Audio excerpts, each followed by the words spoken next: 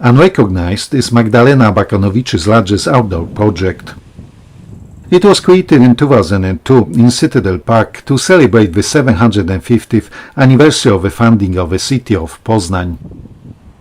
The installation consists of 112 cast-iron anthropomorphic figures, each over 2 meters high. The headless figures seem to move in different directions, but nevertheless form a cohesive group. The unrecognized figures were made at the Iron Foundry in Śrem. Magdalena Abakanowicz, graduate of the Academy of Fine Arts in Warsaw, sculptor, born in 1930, died in 2017.